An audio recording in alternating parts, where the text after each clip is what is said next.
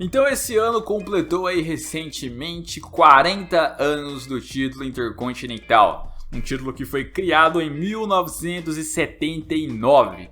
Então 40 anos de título intercontinental. Eu não sabia exatamente o que fazer, se eu fazia os melhores campeões, os reinados mais longos, os últimos campeões. Assim, tem vários temas para fazer, então eu resolvi falar de modo geral sobre aí o título intercontinental, né? Sabe? Tudo de uma vez. Eu acho assim, o título intercontinental foi um título muito mais importante no passado do que é atualmente, isso é óbvio, né? Na época ali do Hulk Hogan, onde não tinha ainda aquela... como que eu posso dizer? Não é parceria, não tinha ainda ali incluído a WCW meio que embutida com seus títulos ali, como o World Heavyweight, o título americano. Não tinha ainda isso, né? Então, meio que você tinha o Mundial, e depois do Mundial, o mais importante era o Intercontinental, né? Era o segundo título mais importante ali. E tinha, claro, ali o título de duplas e tal, que ok, mas não era ali um título tão importante igual o Intercontinental. E com isso, fazia então o título Intercontinental ter uma relevância maior, né?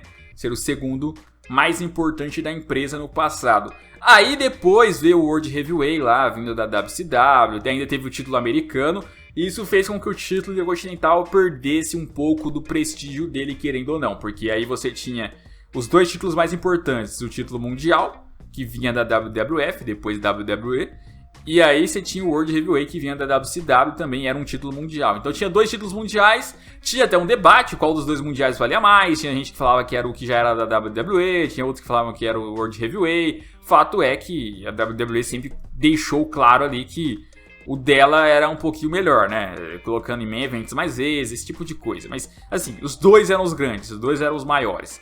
E, às vezes, em certos períodos, o título americano até foi tratado de melhor forma do que o título intercontinental, né? Quando ele veio. Então, o intercontinental ficou até esquecido durante um período ali. Às vezes, o pessoal nem lembrava quem ganhou o título intercontinental. E, assim, em comparação... No passado, para você ganhar o título continental, significava que você estava dando o primeiro passo para depois ir para o Mundial, né? Para depois ir para o topo. E já aí, né, depois dessa inclusão ali do World Heavyweight, você teve um título intercontinental que muitas vezes, na verdade, servia para dar push para novos talentos ali, né? Para dar uma impulsionada para quem está chegando ali e futuramente poderia estar ganhando algo maior, mas nem sempre ganhava, né?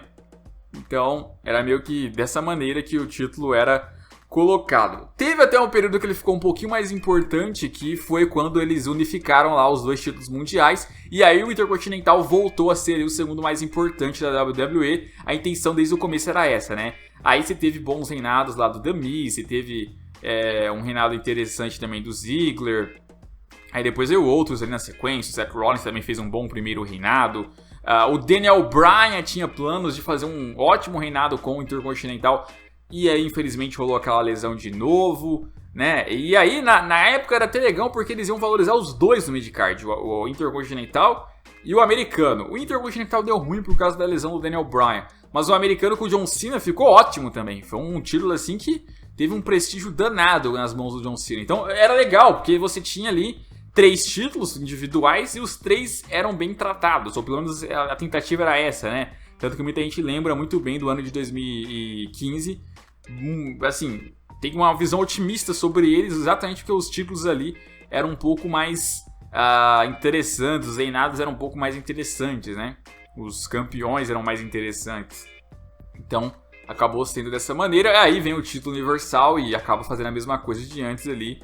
E se tornando talvez até o mais importante hoje, né? Atualmente ali, o Universal vem sendo mais importante que o Mundial. A gente nota isso nos próprios pay-per-views ali, em como ele fecha a noite, e o Mundial tem dificuldade disso. O Intercontinental já fechou já mais main event recentemente do que o Mundial de pay-per-views assim, que não são exclusivos, né? Só que assim, o Intercontinental tem valor hoje mesmo assim, né? Assim, teve ali uns campeões que fizeram reinados ali meus podres, mas o Miz deu uma salvada nesse título, o Seth Rollins deu uma salvada nesse título, o Ziggler deu uma salvada nesse título. Eles deram uma impulsionada em alguns períodos ali que fez o título sim ter um grande prestígio, né? Então não tá uma várzea assim. Ok, o último campeão é o Nakamura. Eu não sei nem se o Nakamura perdeu no dia que eu tô gravando esse vídeo aqui. É antes do Clash of Champions, mas...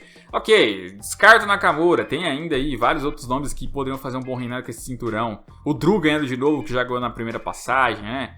Seria legal também. O Daniel Bryan, por que não? Roman Reigns, né? Que teve um reinado também pelo título continental lá, que não durou tanto tempo, mas... Sei lá, às vezes pode ganhar mais um aí. Já que estão tentando evitar de colocar ele no main event por enquanto, né, pelo menos.